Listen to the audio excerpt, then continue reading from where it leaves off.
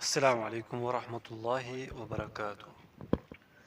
عقائد، عبادات اور معاملات پر انتہائی اہم کتاب الدروس المحمہ کی شرح کا اردو ترجمہ دروس ابن باز، سابق مفتی اعظم سعودی عرب الشیخ عبدالعزیز بن عبداللہ بن باز رحمۃ اللہ علیہ۔ شارح الشیخ علامہ عبدالرزاق بن عبد المحسن البدر حافظہ اللہ۔ ترجمہ پیرزادہ شفیق الرحمن شاہ تراوی حافظہ اللہ۔ بسم اللہ الرحمن الرحیم۔ مقدمہ۔ الحمد للہ رب العالمین والعاقبۃ للمتقین وصلی اللہ وسلم علی عبدہ ورسولہ نبینا محمد وعلی آلہ واصحابہ اجمعین، اما بعد۔ عام مسلمانوں کے لیے دین اسلام سے متعلق جن باتوں کا جاننا ضروری ہے، انہی میں سے چند باتوں کے بیان میں یہ مختصر کلمات ہیں جن کا نام میں نے عام مسلمانوں کے لیے اہم اسباق رکھا ہے۔ میں اللہ تعالیٰ سے دعا گو ہوں کہ وہ اس رسالہ کو مسلمانوں کے لیے فائدہ مند بنائے اور میری یہ کوشش قبول فرمائے۔ بے شک وہ بڑا سختی اور کرم نواز ہے۔ عبدالعزیز بن عبداللہ بن باز رحمۃ اللہ علیہ۔ شرح۔ اس کتابچہ کے شروع کا مقدمہ ہے جسے شیخ رحمۃ اللہ علیہ نے اللہ تعالیٰ کی شان کے لائق اس کی حمد و ثنا سے شروع کیا ہے اور یہ بتایا ہے کہ اچھا انجام کار اور عزت کا اختتام دنیا اور آخرت میں اہل تقوی کے لیے ہی ہوتا ہے۔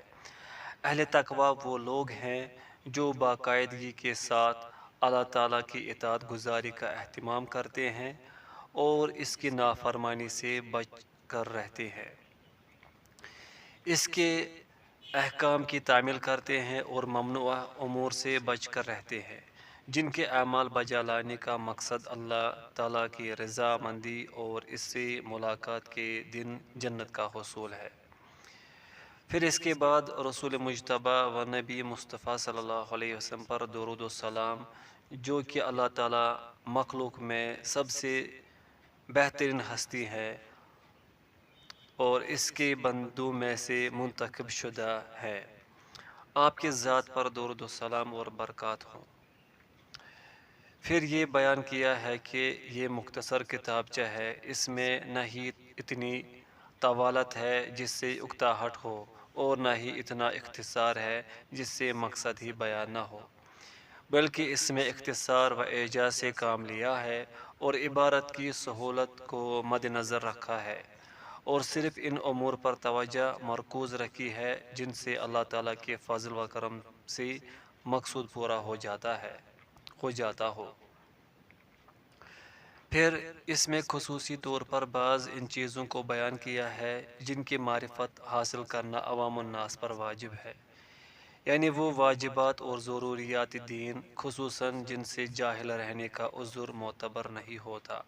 حالانکہ بعض مسائل مستحب ہوتے ہیں، فرائض میں سے نہیں ہوتے، لیکن پھر بھی وہ ایسے اہم امور ہے کہ امت کے عام افراد کو بھی ان کا اہتمام کرنا چاہیے، اور اس کتابچے کا نام رکھا ہے الدروس المحمہ لعامۃ الامہ۔ اس مسمہ کے عین مطابق ہے اور یہ عنوان ان معنی کے عین مطابق ہے جن پر یہ کتابچہ مشتمل ہے۔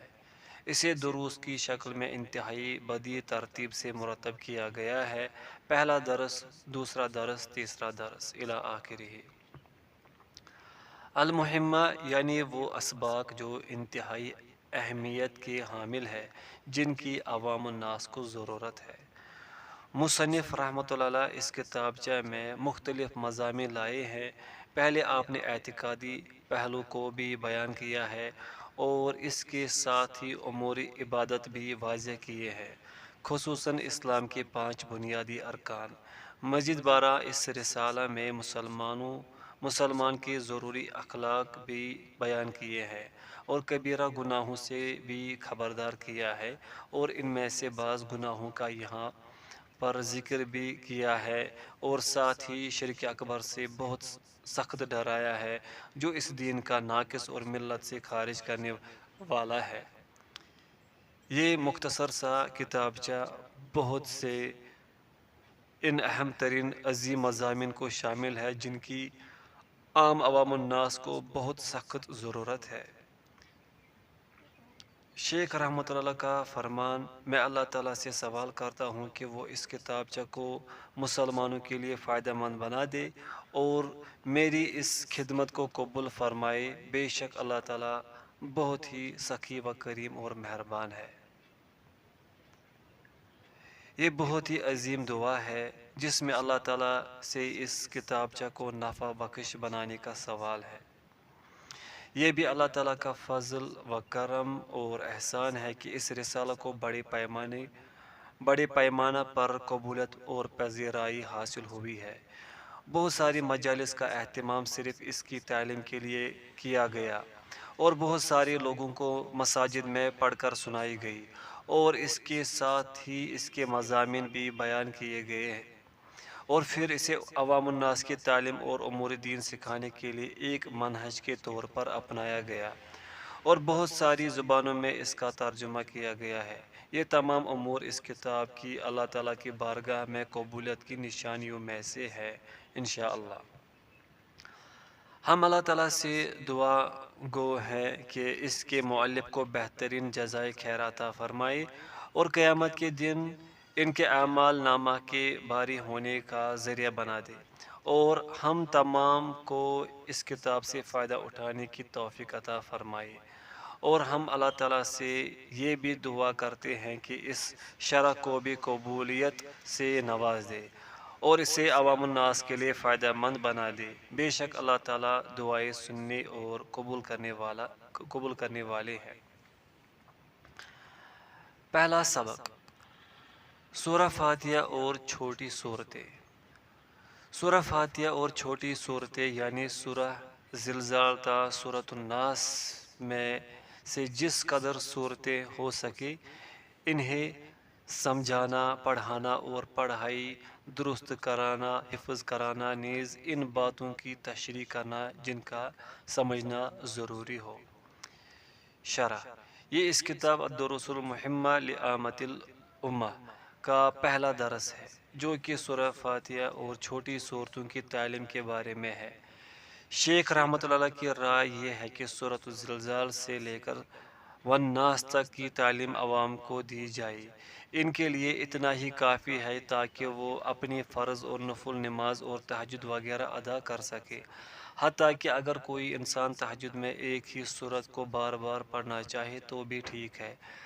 حضرت قتادہ بن نعمان رضی اللہ عنہ سے مروی ہے کہ ایک صحابی نبی کریم صلی اللہ علیہ وسلم کے زمانے میں سحری کے وقت سے کھڑے قل ھو اللہ احد پڑھتے رہے، ان کے سوا اور کچھ نہیں پڑھتے تھے۔ جب صبح ہوئی تو وہ شخص نبی صلی اللہ علیہ وسلم کی خدمت میں حاضر ہوا اور آپ سے تذکرہ اس طرح کیا گویا وہ اس کو بہت کم سمجھ رہا ہے، تو رسول اللہ صلی اللہ علیہ وسلم نے فرمایا کہ قسم ہے اس ذات کی جس کے ہاتھ میں میری جان ہے، بے شک یہ تہائی قرآن کے برابر ہے۔ صحیح بخاری۔ تعلیم میں یہ طریقہ بہت ساری عوام الناس کے لیے علم حاصل کرنے اور صورتیں یاد کرنے میں حوصلہ افزائی کا سبب بنتا ہے۔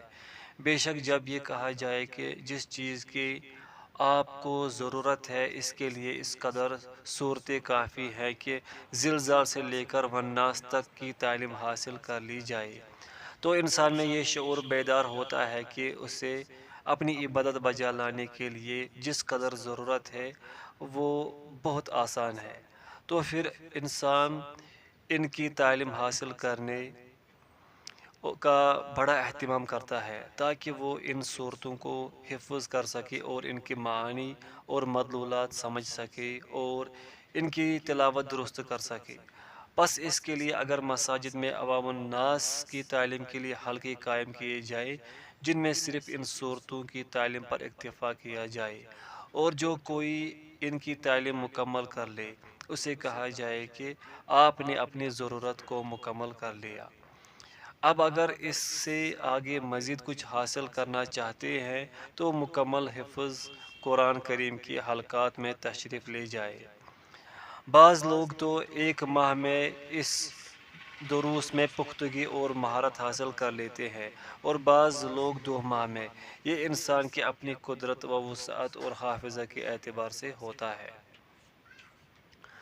بس یہ اسلوب اختیار کرنا بہت اہم ہے تاکہ عام انسان میں یہ شعور بیدار ہو کہ جس قدر تعلیم کی اسے ضرورت ہے وہ کوئی بڑی مقدار نہیں ہے، بلکہ چند ایک صورتیں ہیں جن کی تعلیم اور مہارت وہ بہت کم عرصہ میں حاصل کر سکتا ہے باذن اللہ۔ عوام کی ان صورتوں کی تعلیم دینے کے لیے طریقہ بھی وہی ہونا چاہیے جو شیخ رحمہ اللہ نے بیان کیا ہے۔ اس کے 4 مراحل ہیں۔ پہلا مرحلہ تلقین، پڑھانا۔ آپ صلی اللہ علیہ آپ رحمۃ اللہ علیہ فرماتے ہیں، امام یا حافظ یا قاری صاحب اس پڑھنے والے کو ایک ایک آیت کر کے یہ سورت پڑھائے۔ پہلے 2-3 مرتبہ اسے ایک آیت پڑھائے، پھر دوسری آیت۔ یہ سلسلہ اسی طرح چلتے رہنا چاہیے۔ قرآن مجید کا سلسلہ پڑھانے سے چلتا ہے۔ جب قرآن پڑھ کر سنایا جائے تو اس کی تلاوت صحیح ہو۔ دوسرا مرحلہ، اس کے بعد ان سے وہ کچھ پڑھایا جائے جو انہوں نے سنا ہے۔ یہ امام صاحب، قاری صاحب یا تلاوت کی تصحیح کروانے والے ان کی تلاوت کی تصحیح کرے، جیسے کہ شیخ رحمۃ اللہ نے فرمایا ہے، قرات کی تصحیح کروائی جائے۔ تیسرا مرحلہ، حفظ کرنا، یعنی جتنا سبق شیخ سے پڑھا ہے اور تلاوت کی تصحیح کی ہے اسے صحیح تلفظ کے ساتھ زبانی یاد کیا جائے اور حسب کفایت اس کا تکرار کیا جائے۔ بعض لوگوں کو ضرورت ہوتی ہے کہ وہ ایک سورت کو 50 بار یا 100 بار یا اس سے زیادہ بار دہرائے تاکہ اسے اچھی طرح سے زبانی یاد کر لیا جائے۔ چوتھا مرحلہ، اس سورت کی اتنی تفسیر کی جائے جس کا فہم حاصل کرنا واجب ہے۔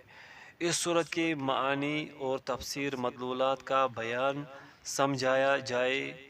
اس کے لیے سورہ فاتحہ سے ابتدا کی جائے، پھر سورۃ الزلزال سے والناس تک کی تفسیر کی جائے۔ اتمام فائدہ کے لیے یہاں پر ان صورتوں کے کچھ معانی اور تفسیر بیان کی جاتی ہے، جسے سورہ فاتحہ سے شروع کیا جائے، پھر سورہ زلزال سے والناس تک ان کی مختصر اور منتخب تفسیر بیان کی جائے گی۔ اعوذ باللہ من الشیطان الرجیم، میں اللہ تعالیٰ کی پناہ مانگتا ہوں شیطان مردود سے۔ بسم اللہ الرحمن الرحیم۔ شروع اللہ کا نام لے کر جو بڑا مہربان نہایت رحم والا ہے۔ الحمد للہ رب العالمین الرحمن الرحیم مالک یوم الدین ایاک نعبد و ایاک نستعین اہدنا الصراط المستقیم صراط الذین انعمت علیہم غیر المغضوب علیہم ولا الضالین۔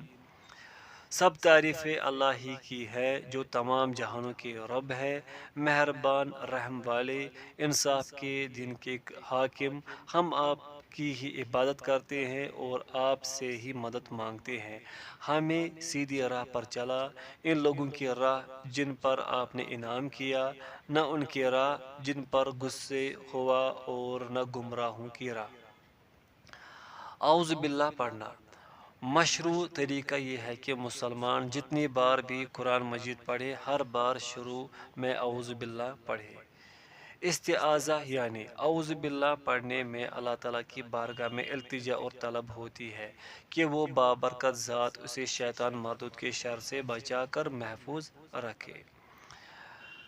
قرآن مجید کی تلاوت سے پہلے اعوذ باللہ پڑھنا اس لیے مشروع ہے کہ شیطان کی بہت سخت کوشش ہوتی ہے کہ وہ انسان کو اس قرآن سے دور کر دے، قرآن پڑھنے کی کامیابی نہ پا سکے اور نہ ہی اس کے معانی و مفاہیم اور مضامین سمجھ کر ان سے متاثر ہو سکے۔ تو انسان کے لیے مشروع ٹھہرایا گیا کہ وہ شیطان مردود کے شر سے اللہ تعالیٰ کی پناہ مانگے۔ تاکہ اللہ تعالیٰ کی حفاظت سے اس کی قرآن پاک کی تلاوت شیطانی وسوسوں اور چالوں اور بہکاووں سے محفوظ ہو جائے۔ شیطان سرکش نافرمان بہکا ہوا، اللہ کے بندوں کو بہکانے والا اور ان کی طاق میں لگا ہوا تاکہ انہیں بہکا سکے۔ رجیم لعنتی، راندہ ہوا، رحمت سے دور کردہ، جسے اللہ تعالیٰ نے اپنی رحمت سے دور کر دیا ہے۔ جب وہ اللہ تعالیٰ کی رحمت سے راندہ درگاہ ہے تو وہ چاہتا ہے کہ اللہ کے بندوں کو بھی اس کی رحمت سے دور کر دے۔ پس انسان سے یہ مطالبہ کیا گیا ہے کہ وہ اس سرکش شیطان کے شر سے اللہ تعالیٰ کی پناہ طلب کرے، جس کا کام ہی انسان کو اللہ تعالیٰ کی رحمت، اطاعت اور عبادت سے دور کرنا ہے۔ بسم اللہ الرحمن الرحیم۔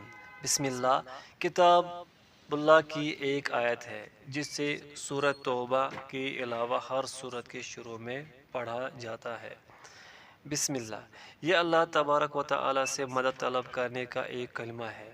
اس کا معنی یہ ہے کہ میں بسم اللہ سے تلاوت شروع کرتا ہوں، یعنی کتاب اللہ کی تلاوت اللہ تعالیٰ کی مدد سے شروع کرتا ہوں۔ بسم اللہ میں با استعانت کے لیے ہے، یعنی اللہ تعالیٰ کے نام کی برکت سے۔ لفظ اللہ اللہ تعالیٰ کا اسم علم ہے۔ اس کا معنی ہے اپنی تمام مخلوق پر الوہیت اور عبودیت کا حق رکھنے والی ہستی۔ یہ لفظ اللہ تعالیٰ کی الوہیت پر دلالت کرتا ہے، جو اس کے کمال و عظمت اور جلال کے اوصاف پر دلالت کرتا ہے جن کی بنا پر وہ الوہیت کا مستحق ہے، اور یہ کہ اس کی عبادت کی جائے اور اس کے سامنے پستی اور خضوع اختیار کیا جائے۔ الرحمن الرحیم یہ دو اسماء مبارکہ رحمت سے مشتق ہے، جو اللہ تعالیٰ کے لیے صفت رحمت کے ثبوت پر دلالت کرتے ہیں۔ اسم گرامی الرحمن وسیع اور شامل رحمت پر دلالت کرتا ہے۔ فرمان الہی ہے وَرَحْمَتِي وَسِعَتْ كُلَّ شَيْءٍ، اور میری رحمت ہر چیز کو شامل ہے۔ سورۃ الاعراف آیت نمبر 156۔ الرحیم اس مخصوص رحمت پر دلالت کرتا ہے جو اللہ تعالیٰ نے اپنے اولیاء اور برگزیدہ بندوں کے لیے خاص کر لی ہے، جیسے کہ فرمان الہی ہے وَكَانَ بِالْمُؤْمِنِينَ رَحِيمًا، اور اللہ تعالیٰ مومنوں پر بڑا مہربان ہے۔ سورۃ الاحزاب آیت نمبر 43۔ الحمدللہ حمد محبت میں ڈوب کر اللہ تعالیٰ کی جو تعریف کی جائے اسے حمد کہتے ہیں۔ اللہ تعالیٰ کی حمد و ثنا اس کے اسماء الحسنی اور صفات العلیٰ پہ کی جاتی ہے، اور اس کے بے شمار و لاتعداد نعمتوں، نوازشات، انعامات اور احسانات پر بھی اس کی حمد و ثنا بیان کی جاتی ہے۔ رب العالمین تمام جہانوں کا خالق و مالک، ان کے امور کا مدبر و متصرف، جس کا ان امور میں کوئی شریک نہیں۔ عالم سے مراد اللہ تعالیٰ کی تمام مخلوق ہے۔ الرحمن الرحیم یعنی اللہ تعالیٰ خاص رحمت اور عام رحمت سے موصوف ہے، جیسا کہ گزر چکا۔ مالک یوم الدین بدلے کے دن کا مالک ایک قرات میں مالک یوم الدین ہے، یعنی بدلے اور حساب کے دن کا بادشاہ۔ پس دین کا مطلب حساب ہے۔ اللہ سبحانہ و تعالیٰ کے اسماء گرامی میں سے ایک نام الدیان ہے، یعنی حساب کرنے والا اور بدلہ دینے والا۔ اس جملہ میں اللہ تعالیٰ سے ملاقات کرنے اور اس کے سامنے کھڑے ہونے سے خوف دلایا جا رہا ہے، جیسے کہ فرمان الہی ہے وَمَا أَدْرَاكَ مَا يَوْمُ الدِّينِ ثُمَّ مَا أَدْرَاكَ مَا يَوْمُ الدِّينِ يَوْمَ لَا تَمْلِكُ نَفْسٌ لِنَفْسٍ شَيْئًا وَالْأَمْرُ يَوْمَئِذٍ لِلَّهِ، اور تمہیں کیا معلوم کہ جزا کا دن کیسا ہے؟ پھر تمہیں کیا معلوم کہ جزا کا دن کیسا ہے؟ جس روز کوئی کسی کا بھلا نہ کر سکے گا، اور حکم اس روز اللہ تعالیٰ ہی کا ہوگا۔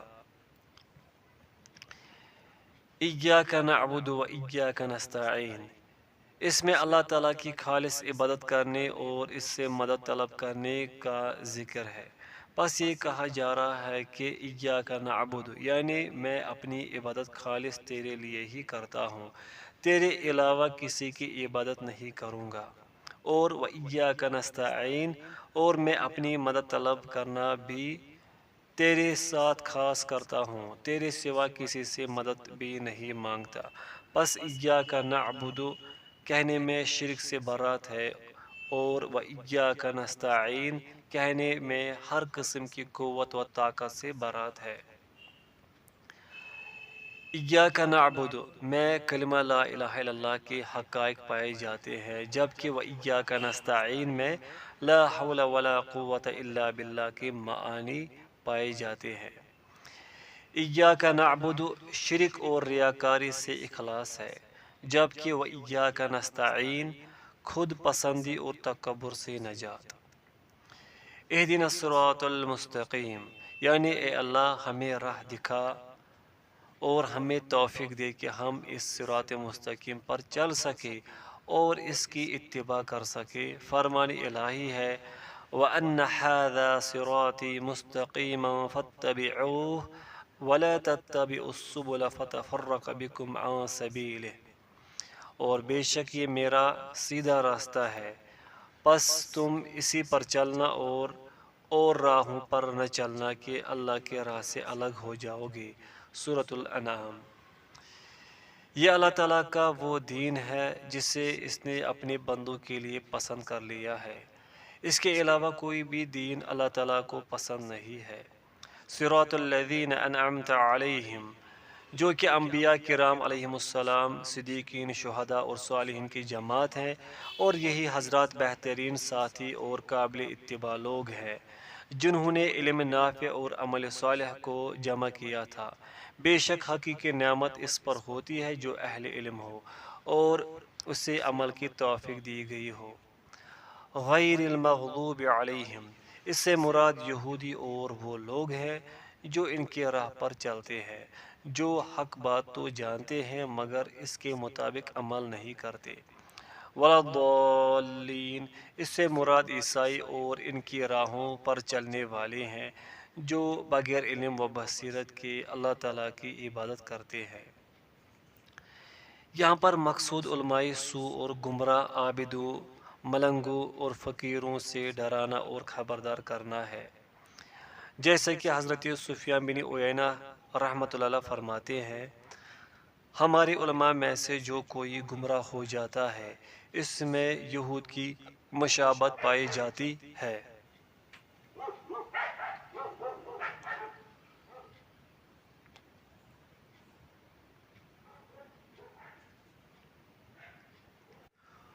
اور جو کوئی ہمارے عابدوں میں سے گمراہ ہوتا ہے اس میں عیسائیوں کی مشابہت پائی جاتی ہے۔ تفسیر ابن کثیر۔ اس صورت کو سمجھنے میں سب سے بڑی مددگار وہ حدیث ہے جسے حضرت ابو ہریرہ رضی اللہ عنہ نے روایت کیا ہے۔ نبی کریم صلی اللہ علیہ وسلم اپنے رب سبحانہ و تعالیٰ سے روایت کرتے ہیں، اللہ تعالیٰ فرماتے ہیں، نماز یعنی سورۃ فاتحہ میرے اور میرے بندے کے درمیان دو حصوں میں تقسیم کر دی گئی ہے، اور میرے بندے کے لیے وہ ہے جو وہ مانگے۔ جب بندہ کہتا ہے الحمدللہ رب العالمین تو اللہ تعالیٰ فرماتے ہیں میرے بندے نے میری حمد بیان کی، اور جب وہ کہتا ہے الرحمن الرحیم تو اللہ تعالیٰ فرماتے ہیں میرے بندے نے میری ثنا بیان کی، اور جب وہ کہتا ہے مالک یوم الدین تو اللہ تعالیٰ فرماتے ہیں میرے بندے نے میری بزرگی بیان کی، اور جب وہ کہتا ہے ایاک نعبد و ایاک نستعین تو اللہ تعالیٰ فرماتے ہیں یہ میرے اور میرے بندے کے درمیان ہے، اور بندے کے لیے وہ ہے جو اس نے مانگا ہے۔ جب وہ کہتا ہے اہدنا الصراط المستقیم صراط الذین انعمت علیہم غیر المغضوب علیہم ولا الضالین تو اللہ تعالیٰ فرماتے ہیں یہ میرے بندے کے لیے ہے اور میرے بندے کے لیے وہ ہے جو اس نے مانگا۔ صحیح مسلم۔ نماز تقسیم کر دی ہے۔ نماز کا معنی ہے سورہ فاتحہ۔ اسے نماز بھی کہا جاتا ہے اس لیے کہ جو انسان نماز میں یہ سورت نہ پڑھے اس کی نماز ہی نہیں ہوتی۔ یہ اس سورت کی مقام و مرتبہ کی وجہ سے ہے۔ بندے اور رب کے مابین اس کی تقسیم ہونے کا مطلب یہ ہے کہ اس کی شروع کی 3.5 آیات اللہ تعالیٰ کے لیے ہے اور آخری 3.5 آیات بندے کے لیے ہے۔ شروع کے حصہ میں اللہ تعالیٰ کی تعریف اور حمد و ثنا ہے، جبکہ آخری حصہ میں بندے کی اپنے لیے دعا ہے۔